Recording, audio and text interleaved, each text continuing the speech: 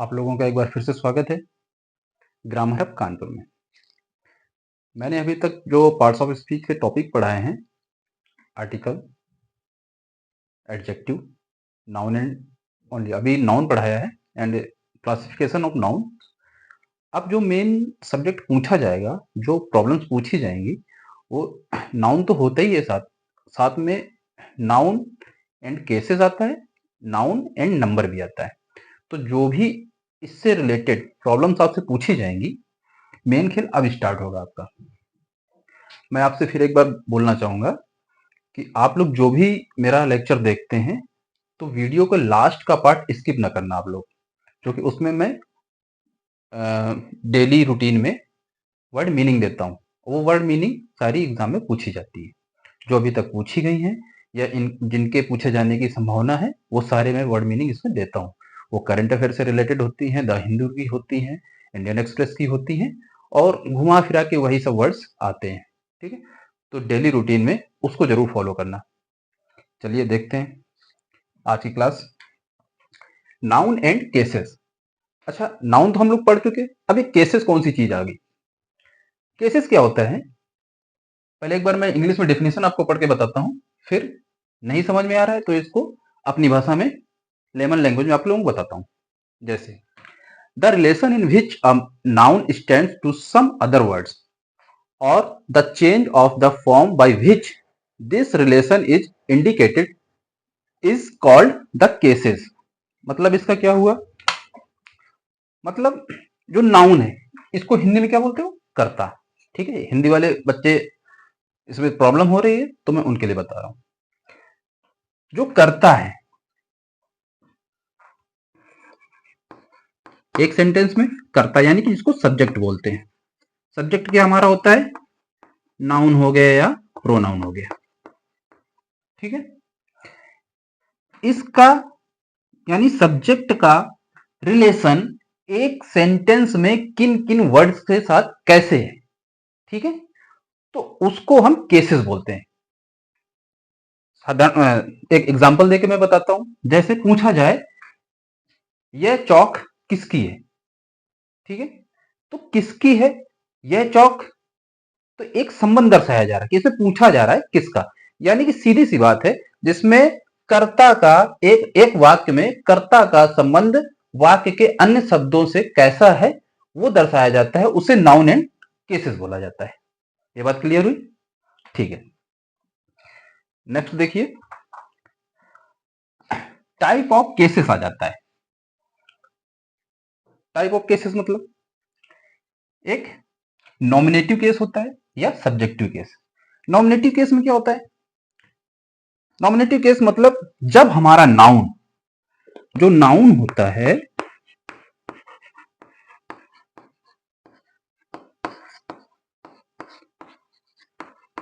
वो सब्जेक्ट का कार्य करे।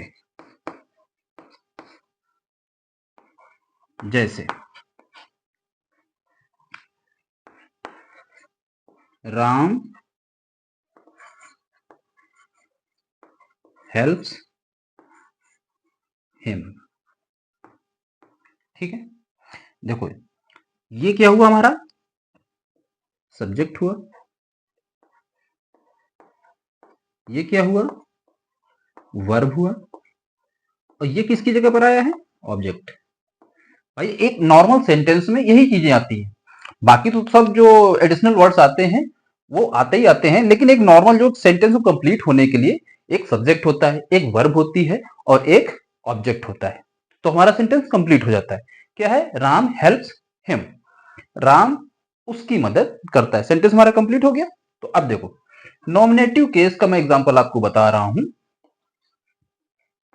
नॉमिनेटिव केस में क्या होता है, जहां पर जो हमारा नाउन है वो सब्जेक्ट की तरह कार्य करे। पहला नाउन, नाउन तो ये भी है, ठीक है, यहां पर नाउन भी हो सकता है और प्रोनाउन भी हो सकता है। तो ये वाला जो नाउन है वो सब्जेक्ट की तरह काम कर रहा है और ये वाला ऑब्जेक्ट की तरह काम कर रहा है। ठीक है, तो हमारा मेन नाउन कौन सा हुआ, ये जिसके द्वारा कार्य किया जा रहा है। तो इसको हम नॉमिनेटिव केस बोल देते हैं, ठीक है, जहां पर मेन रोल इस नाउन का आ जाता है, जहां पर जिसके द्वारा कार्य किया जा रहा है, और जिस पर कार्य किया जाता है वो हमारा ऑब्जेक्टिव केस में आ जाता है। सिंपल सी बात है। ये बात समझ में आई आपको? ना आई हो तो वीडियो पॉज करके या रिवाइंड करके फिर से देख लेना। अब इसी की जगह अगर हो जाए, मैंने बोला था राम हेल्प्स हिम, इसी की जगह पर अगर आ जाए ही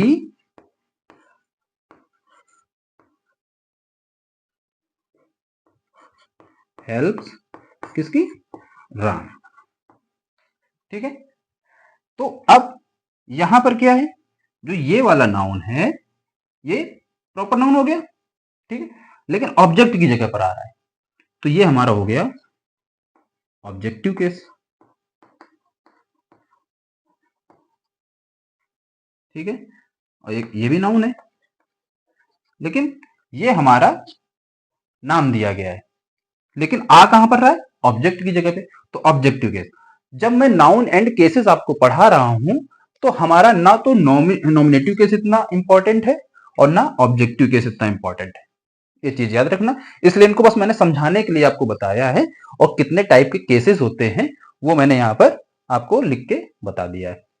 जो प्रॉब्लम्स आएंगी वो ज्यादातर आपकी पॉजिटिव केस में आती है,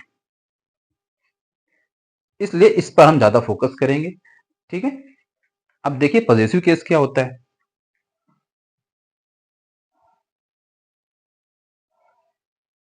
पॉजिटिव किससे बना है? पोजेशन से, पोजेशन, ठीक है। हो सकता है कहीं स्पेलिंग गलत हो जाए, तो जानबूझ के नहीं किया, गलती से हो गया होगा, ठीक है। पोजेशन, पोजेशन मतलब होता है अधिकार, किसी वस्तु पर या किसी चीज पर अपना अधिकार। जब भी ये पॉजिटिव केस आता है तो एक वर्ड आप लोग याद रखना, कैसे आप पहचानेंगे कि पॉजिटिव केस है कि नॉमिनेटिव केस है कि ऑब्जेक्टिव केस है। आपको हमने ये दो डेफिनेशन तो बता दी। पॉजिटिव केस में बस एक चीज याद रखना कि इसमें संबंध आएगा वाक्य का किसका। जब किसी सेंटेंस में पूछ दिया जाए किसका, तो समझ लेना आपको पॉजिटिव केस का सेंटेंस है, ठीक है। जैसे यह वॉच किसकी है, एक क्वेश्चन मार्क हुआ, यानी कि किसी से संबंध दिखाया जा रहा है। ये चौक किसकी है, वो भी हमारा पॉजिटिव केस में आएगा, ठीक है। तो जब भी हमारा कोई चीज ऐसी पूछी जाए कि ये चीज किसकी है, ये कार किसकी है, बाइक किसकी है, या टेबल किसकी है, जहां किसका संबंध आ जाए सेंटेंस में, तो वो हमारा पॉजिटिव केस में आ जाएगा, ठीक है। चलो अभी इसको मिटाते हैं और नेक्स्ट देखते हैं इसका प्रॉब्लम्स कैसे पूछी जाती हैं। चलिए नेक्स्ट इसका एग्जांपल देखते हैं पॉजिटिव केस का। दिस इज राघव हाउस, इसमें अधिकार की बात की गई है, ठीक है, यानी कि पोजीशन दिखाया गया है। घर किसका है? राघव का। तो जहां पर का की के ये वर्ड्स आते हैं वहां पर हम क्या लगाते हैं? एपोस्ट्रोफे। स्पेलिंग देख लेना, हो सकता है गलत हो तो मुझे भी बताना। एपोस्ट्रोफे लगाते हैं एस करके, ठीक है। तो एपोस्ट्रोफे कहां लगेगा? नाउन के साथ लगेगा। ये हमारा पहला नाउन हो गया और ये हमारा दूसरा नाउन हो गया। दोनों नाउन है कि नहीं? ठीक है, इसमें कंफ्यूजन ना होना। आप सेंटेंस जब भी पढ़ते हैं तो आप लोग ट्राई करें कि एक सेंटेंस में पार्ट्स ऑफ स्पीच के जो भी वर्ड्स हैं उनको पहचानने की कोशिश करें कि कौन सा नाउन है, कौन सा एडजेक्टिव है, कौन सा वर्ब है, कौन सा कंजंक्शन है, ये सब आपको ट्राई करना है, ठीक है। अभी जितने मैंने पढ़ा दिए आर्टिकल्स पढ़ा दिए, आर्टिकल्स आप इसमें अगर होगा तो देख के बता देंगे, ठीक है। नाउन पढ़ा दिए तो नाउन में तो आपको पता ही है कि कौन कौन से नाउन होते हैं, उनका क्लासिफिकेशन बता दिया। अगर नहीं आपको याद है तो एक बार रिवाइज करिए, परेशान होने की जरूरत नहीं है, एक बार में चीजें नहीं आती हैं, ठीक है। तो अब देखिए इसमें ये पहला नाउन हुआ और ये दूसरा नाउन हुआ, तो इसको इस सेंटेंस को कैसे बनाएंगे? दिस इज राघव हाउस, पहली कंडीशन। अगर हम एपोस्ट्रोफी लगा के बना रहे हैं तो ये हमारा सेंटेंस करेक्ट हुआ। बट इसको दूसरे हिसाब से भी बना सकते हैं। क्या कह सकते हैं? This is house of Rohan.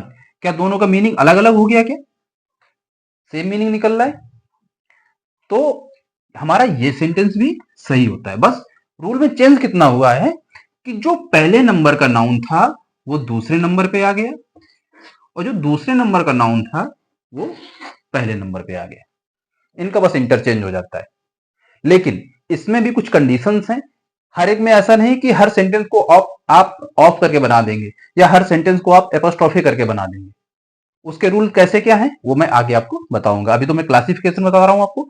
Nominative case हो गया, ऑब्जेक्टिव केस हो गया, ये हमारा पजेसिव केस हो गया। अब आ जाइए वोकेटिव केस पे। वोकेटिव केस क्या होता है?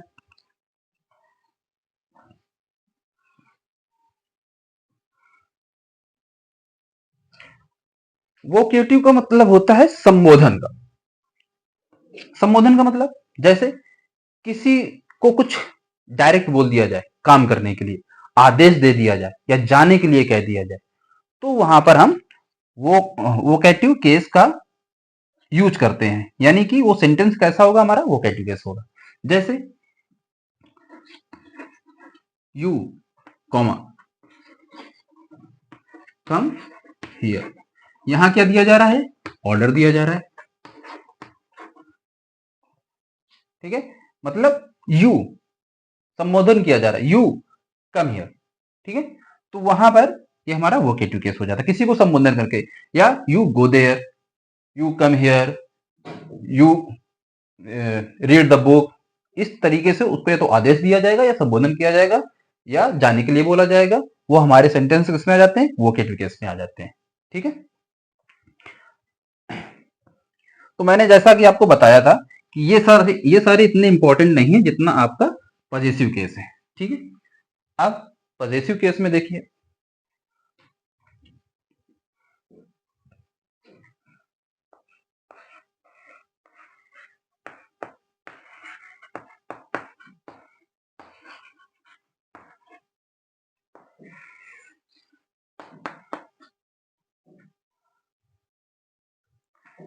मैंने भी आपको यूज बताया एपोस्ट्रोफे का। ठीक है, एपोस्ट्रोफे, अभी किसका यूज बताया मैंने? एपोस्ट्रोफे।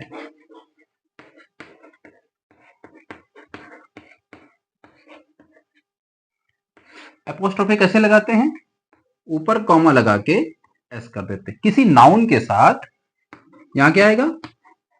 Noun plus apostrophe. यानी कि कोई भी वस्तु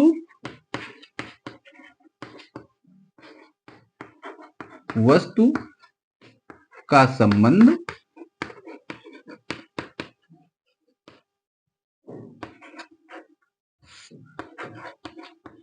नाउन के साथ हो जाता है। जैसे भी एग्जांपल दिया था, जैसे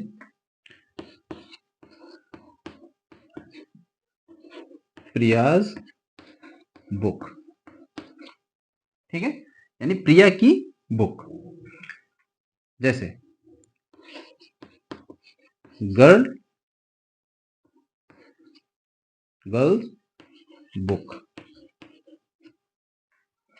प्रिया की बुक, लड़की की बुक। ठीक है, अब इसमें एक इंपॉर्टेंट चीज आती है कि जब, नोट करके लिखना, नोटा बिन, जब नाउन प्लूरल होता है तब क्या कंडीशन होगी? जैसे अभी मैंने बोला गर्ल्स बुक, अब जैसे प्लूरल बोल दिया मैंने, तो क्या ऐसे लिखा जाएगा? गर्ल्स बोलने में खराब लग रहा है, तो इस रूल को थोड़ा चेंजमेंट किया गया है। जब भी किसी प्लूरल का हम पॉजिटिव केस बनाते हैं तो उसमें केवल कॉमा लगाते हैं प्लूरल के बाद, ना कि फिर से एस लगाते हैं। जब प्लूरल बनाएंगे तो एस तो एक आएगा ही, फिर एस हम नहीं लगाएंगे। तो इसका अगर प्लूरल बनाते हैं हम तो क्या हो जाएगा, बस ये हो गया पॉजेसिव केस में। ये बस एपोस्ट्रोफी लग जाएगा प्लूरल के बाद में, इसके बाद कुछ नहीं आएगा, ना ऐसा आएगा ना कुछ आएगा। ठीक है, कुछ भी, गर्ल्स हो गया, बॉयज, ठीक है। तो एग्जांपल देख लो,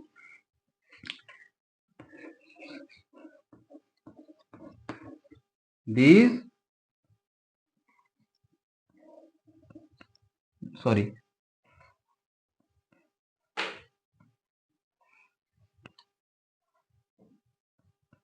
जैसे गर्ल्स है ना, तो इसको क्या हो जाएगा, गर्ल्स बुक,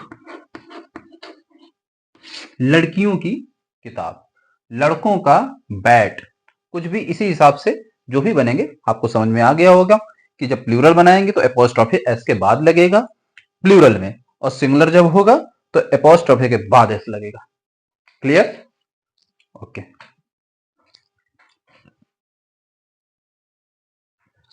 देखिए, पहला रूल है हमारा, समय बताने वाले शब्दों के साथ एवं वेट बताने वाले शब्दों के साथ एपोस्ट्रोफे का यूज कैसे करते हैं। मेन वर्ड हमारा एपोस्ट्रोफे है, इसी का खेल है पूरा, जो आपसे प्रॉब्लम पूछी जाएंगी, किसके साथ, किस वर्ड के साथ कैसे एपोस्ट्रोफे का यूज हो रहा है, वही आपको प्रॉब्लम पूछी जाएंगी। तो बहुत कुछ टफ ये चैप्टर नहीं है, इजी चैप्टर है, और इसमें ज्यादा दिमाग लगाने की जरूरत नहीं, बस एक बार आप लोग देखेंगे लेक्चर, आपको नाउन एंड केसेस कंप्लीट हो जाएगा। ठीक है, समय बताने वाले शब्दों के साथ एवं वेट बताने वाले शब्दों के साथ एपोस्ट्रोफी का यूज कैसे होगा, जो नॉर्मल कर रहे थे अभी तक वैसे ही होगा, देखो कोई चेंजमेंट नहीं। आ मोमेंट्स डिले, कुछ समय की देरी हो गई, जैसे आ मोमेंट्स डिले, आप लोग जब मैच देखते हैं तो काफी इस वर्ड का यूज किया जाता है, आ मोमेंट्स डिले, ठीक है, टू टच द क्रीज, इस हिसाब से आ मोमेंट्स डिले। आ वीक्स लीव, ठीक है, तो मतलब एक हफ्ते की छुट्टी, ठीक, आप ऐसे नहीं लिखेंगे कि लीव ऑफ अ वीक, वो गलत हो जाएगा, आप ऐसे किसको नहीं लिखेंगे, leave of a, sorry, week, ये सेंटेंस आपका गलत हो जाएगा और प्रॉब्लम आपको इस टाइप की दी जाएगी, इसलिए मैं आपको बता रहा हूं। ये बात क्लियर हुई? आपको ये लग रहा हो कि मैं क्यों ये बता रहा हूं, ये तो सब सिंपल है, लेकिन ये जो सर्टेन वर्ड्स है जो टाइम बता रहे हैं, ठीक है, ये क्या बता रहा है, टाइम बता रहा है, वीक क्या बता रहा है आपको, टाइम बता रहा है, मंथ क्या बता रहा है, टाइम बता रहा है। तो जहां पर टाइम की बात आ जाएगी वहां पर ऑफ का यूज नहीं होगा, बिल्कुल लिख लो बात, माइंड में अपने छाप लो, क्योंकि प्रॉब्लम इसी पे दी जाएंगी। कुछ बच्चे हंस रहे होंगे कि छाप लो, लिख लो। नेक्स्ट देखिए, वेट बताने वाले शब्द कुछ होते हैं, टन्स वेट, मतलब 10 कुंतल का वजन, तो उसमें वेट ऑफ 8 टन नहीं आएगा, इसमें इसमें भी ऑफ का यूज बिल्कुल प्रोहिबिटेड है। क्लियर? ये चीजें नोट डाउन कर लो आप।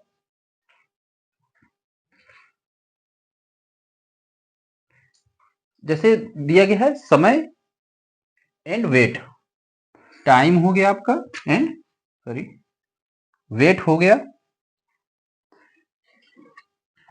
सेम यही कंडीशन हमारी मनी के साथ आ जाती है।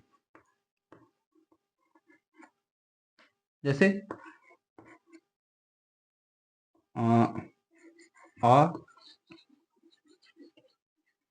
Dollars value in Indian rupees, तो यहां पर भी एपोस्ट्रोफी ऐसे लगेगा, इसमें भी ऑफ का यूज नहीं आएगा। तो कौन कौन से हमारे वर्ड हो गए, टाइम हो गया, वेट हो गया, एंड मनी हो गया। तो दिस क्लियर, इसको नोट डाउन कर लो। इसी प्रकार नए जैसे वर्ड आते हैं स्पेस, ठीक है। स्पेस जहां बताया जा रहा होगा किसी सेंटेंस में, वहां पर पजेसिव केस के लिए जैसे अभी तक यूज कर रहे थे एपोस्ट्रोफी लगा के, उसी तरीके से यूज करेंगे। जैसे क्या बताया, स्पेस बताने वाले शब्दों के पहले, ये स्पेस बताने वाले हैं यानी कि स्थान बता रहे हैं, किसी वस्तु का, ऑब्जेक्ट का एक स्थान बता रहे हैं कि मतलब उसके पार्ट के बारे में बात की जा रही है। तो उसके पहले जो नाउन होगा, ये हमारा नाउन हो गया, ठीक है। स्पेस बताने वाले शब्दों के पहले नाउन जो आता है उस पे हम एपोस्ट्रोफे लगाते हैं। नीडल्स पॉइंट, सुई का जो पॉइंट है, नुकीला हिस्सा जो होता है, उसकी बात हो रही है। व्हीकल्स लेंथ, लेंथ क्या है, इसमें व्हीकल की लेंथ बताई जा रही है, तो इसके साथ भी एपोस्ट्रोफे लगेगा। यानी कि किसी ऑब्जेक्ट के स्थान की बात हो रही है, स्पेस की बात हो रही है, तो वहां पर हम एपोस्ट्रोफे लगा के ही उसको डिनोट करेंगे, ठीक है। सम डिग्निफाइड नेचुरल ऑब्जेक्ट्स, कुछ हमारे नेचुरल ऑब्जेक्ट्स हो गए, जैसे सन हो गया, मून हो गया, अर्थ हो गए, नेचर हो गया, उसमें भी हम एपोस्ट्रोफे लगा के ही लिखेंगे। जैसे अर्थ सरफेस, कुछ लोग बोलते हैं surface of earth, what is the surface of earth, वो हमारा सेंटेंस बोलने में सही, बोलने में आप बोल सकते हैं, बोलने में हम हिंदी भी बोलते हैं तो कई सारे वर्ड्स या सेंटेंसेस गलत बोलते हैं, लेकिन अगर ग्रामेटिकली आप लोग आ जाएंगे तो वहां पर जैसे व्याकरण पूछ रहा है, जो एग्जाम की डिमांड है, उस हिसाब से आपको रिप्लाई करना पड़ेगा, ठीक है। अदरवाइज आप मेहनत तो इतनी करोगे कि यार ये तो इजी था, मैंने कई लोगों को बोलते हुए देखा है, बट वहां पर आपका ये एरर एरर ही रह जाएगी, करेक्ट नहीं कर पाएंगे। सन्स रेज, आप ये नहीं बोलेंगे rays of sun. Mind's eyes, मन की आंखें, ठीक है, तो उसमें भी ये माइंड्स आइज में एपोस्ट्रोफे माइंड्स के साथ आएगा, ठीक है। तो इन वर्ड्स के पहले जो नाउन आएगा उसमें एपोस्ट्रोफे लगाते हैं। अच्छा, कुछ बच्चे का डाउट मैं दूर कर दूं, वो सोचते होंगे कि कहां से, किस बुक से पढ़ा रहे हैं, क्या है क्या नहीं, तो मैं आपको बताना चाहूंगा कि आप जब भी पढ़ रहे हैं, इसको नोट डाउन कर लेना आप रिवाइंड करके, तो एक बुक आपके पास होनी चाहिए, मैंने शुरू से बताया है, ठीक है। इसको पढ़ने के लिए जो पहली बुक रिफर करना आप, रेनिन मार्टिन, सबसे बेस्ट बुक है। आप इसको एक बार रेफर करेंगे तो जितना जो कुछ भी पूछा जाता है वो इस बुक से पूछा जाता है, ठीक है। सेकंड बुक मैं आपको बताऊंगा जिसमें मिरर ऑफ कॉमन एरर्स, ये स्पेसिफिक एरर्स के लिए है, पार्ट्स ऑफ स्पीच से रिलेटेड है, बट इसमें आपको बहुत कुछ मिल जाएगा। तो आप इनमें से कोई भी एक बुक रेफर कर सकते हैं, दोनों पढ़ने की कोशिश ना करना आप, नहीं तो इसी में उलझे रह जाएंगे। आप बोलोगे इसमें कुछ छूट गया, इसमें दे दिया है, इसमें कुछ छूट गया, इसमें दे दिया है, तो ये सब पजल नहीं होना है। आप एक बुक ही अच्छे से पढ़ लेंगे, उसमें सारे कंसेप्ट आपके क्लियर हो जाएंगे, ज्यादा समेटना नहीं। जो एग्जाम की डिमांड होती है,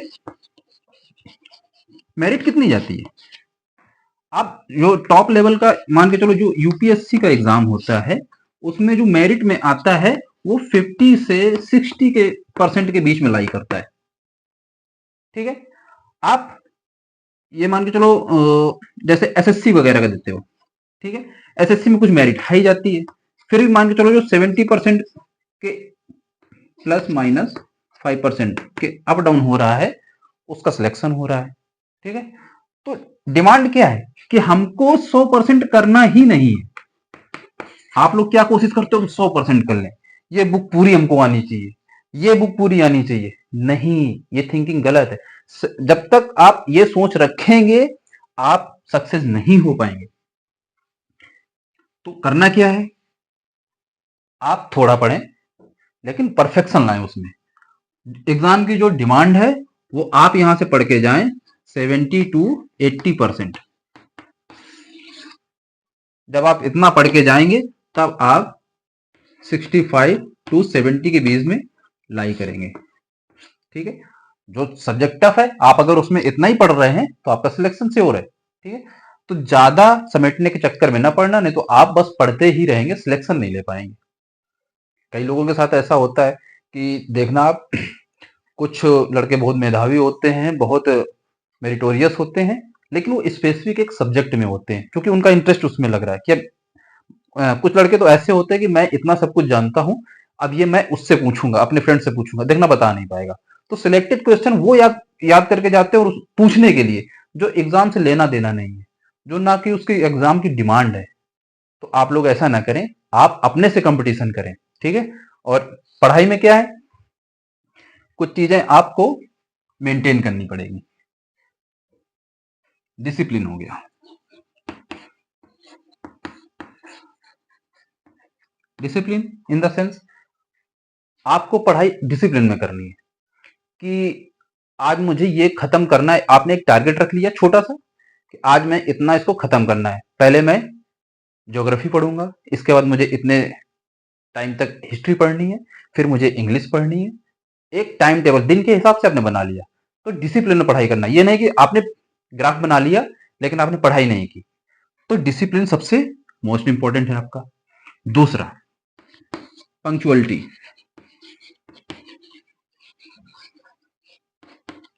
पंक्चुअलिटी में क्या है कि हर काम आपने रोड मैप बना लिया डिसिप्लिन के साथ कि हमको इतनी देर पढ़ाई करनी है, ऐसे सेगमेंट आपने बना लिए, लेकिन पंक्चुअलिटी भी होनी चाहिए। अब ऐसा नहीं कि आप मैथ लगाने बैठे तो मैथ को आपने 2 घंटे दे दिए, हिस्ट्री को आपने 1 घंटा दे दिया, इंग्लिश को आपने 15 मिनट दिए, तो ये अप डाउन हो गया ना, जिग जैग हो गया ना, तो उसमें भी सक्सेस नहीं मिल पाएगी, ठीक है। इसलिए हर सब्जेक्ट में बराबर इंपॉर्टेंस देनी है। तो वो हमारी पंक्चुअलिटी में आ गई, और टाइम के साथ देना है, टाइम विद इन टाइम आपको फिनिश भी करना है, ठीक है। तीसरी तीसरी चीज, कंसिस्टेंसी, ठीक है। मतलब ये चीजें आपको कंटिन्यू रखनी है। तो ये आपका एक जो मैप बनाएंगी, किसका बनाएंगी, सक्सेस का। इसमें से एक भी ब्रेक करेंगे वहीं पर आप लैगिंग करने लगेंगे। इसलिए देखो, बातें मैं भी बता रहा हूं आपको, आपको लगेगा कि बड़ी बड़ी बातें हो रही, लेकिन नहीं। आप इसमें से 100% ना करो। मैंने कहा 100% ना करो। एग्जाम की डिमांड क्या है, 60 to 70%। एवरेज में सारे एग्जाम की बात मैं कर रहा हूं, किसी में 90% भी जा रही है, उसकी बात छोड़ो। छोटे मोटे एग्जाम में जाती है, हाई मेरिट जाती है। क्योंकि जो छोटे मोटे एग्जाम होते हैं उसमें जो बहुत हायर लेवल के एग्जाम की तैयारी कर रहे हैं वो भी बैठते हैं, जो छोटे लेवल की तैयारी कर रहे हैं वो भी बैठते हैं, तो एग्जाम की मेरिट हाई चली जाती है। लेकिन एक एवरेज में जो चाहिए हमको 60 to 70%, यानी कि इन सब में हम 100% अपना ना भी दें, 60 to 70% भी दे देंगे तो हमें नौकरी मिल जाएगी, और अच्छी खासी नौकरी मिलेगी, ठीक है। तो मेरा मानना यही है कि आप लोग तैयारी करें, लेकिन इन चीजों का ध्यान रखें, discipline, punctuality and consistency, that will be lead to your success. और ज्यादा बगल वाला क्या कह रहा है, आपके बारे में क्या सोच रहा है, ये ज्यादा सोचना नहीं है। आपको अपने आप से कंपटीशन रखना है, दूसरे बंदे से नहीं रखना है। ना किसी से जेलस फील करने की, यार उसका सिलेक्शन हो गया मेरा नहीं हो पाया। आप अपने अंदर की कमियां देखें, उसको सर्च आउट करें, और फिर से जहां जिस फील्ड में आपकी कमी रह गई है उसको आप दुगनी मेहनत के साथ पूरा करें, और हो सकता है कि प्रीवियस वाले बंदे से आप कुछ बेटर पा जाएं, ठीक है। तो आज के लिए मैं सेगमेंट को यहीं खत्म करता हूं। अब जो डेली डेली रूटीन का है, कुछ वर्ड्स दूंगा मैं आपको, जैसे मैं कई वीडियो में आपको बताया है, 1-2 वीडियो में, कि लास्ट वाला सेगमेंट आप लोग ना छोड़ा करें, जिसमें हमारा वर्ड मीनिंग कंप्लीट होता है, जो कि बहुत जरूरी है। और इंग्लिश वर्ड मीनिंग पे ही टिकी है, ठीक है। तो हमारा इंपॉर्टेंट पार्ट है। चलिए आज देखते हैं डेली रूटीन में हमारा क्या है।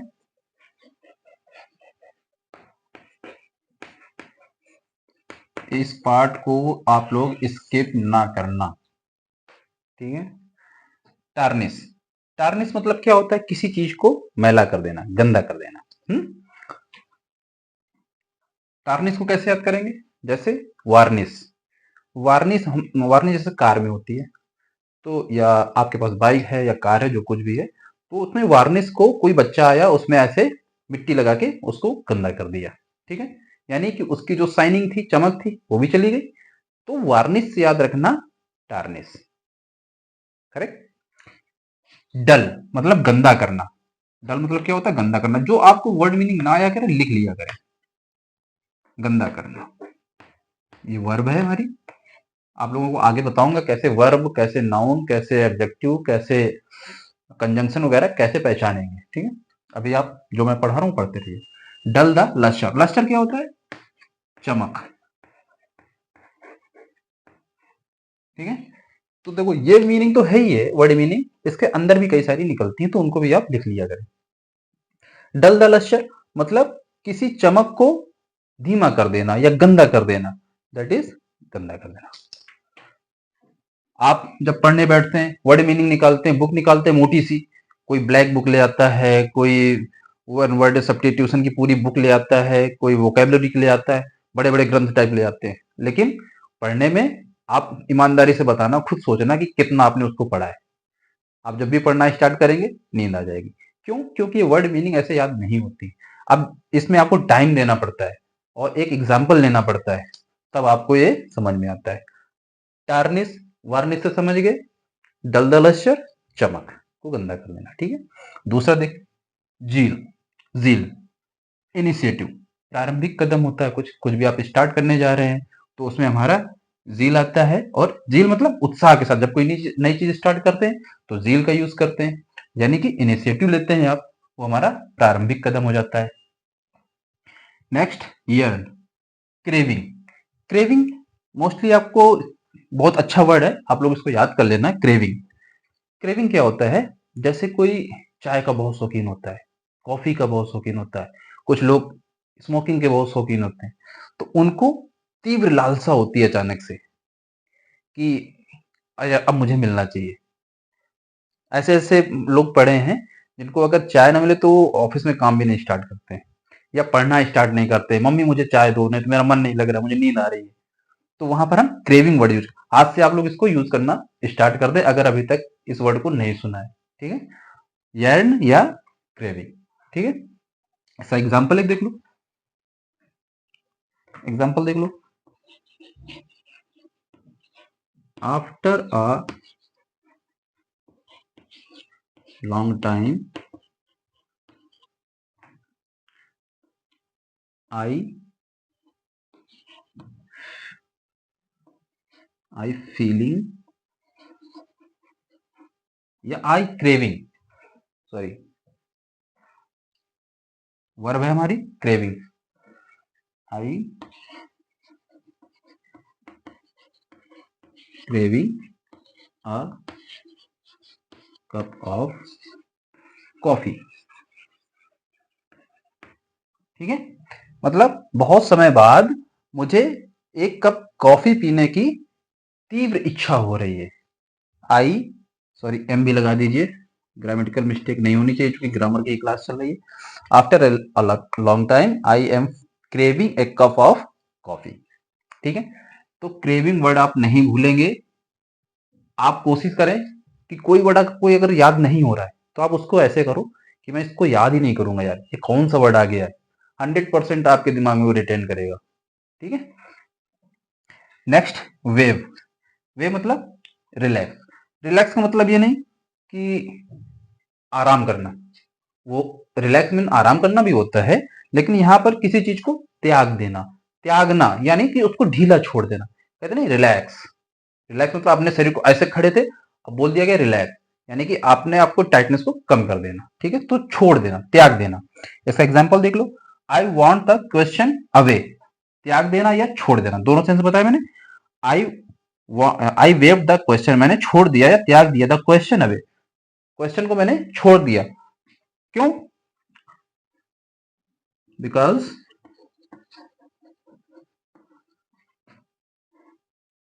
आई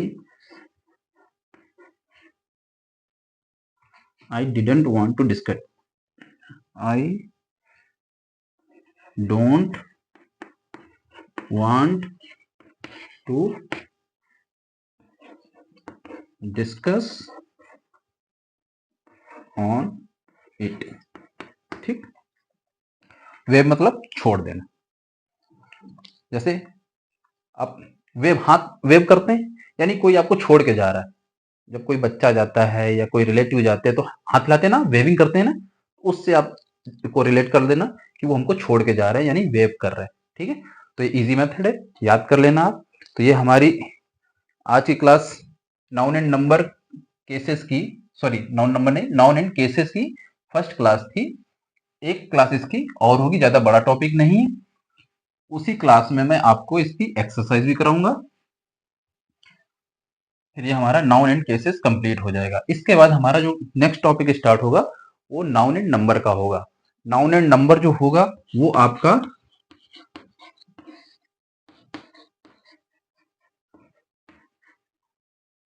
वास्ट टॉपिक है, थोड़ा लंबा चलेगा, लेक्चर हमारे थोड़े लंबे होंगे, लगभग मेरे हिसाब से 3 या 4 लेक्चर में खत्म होगा।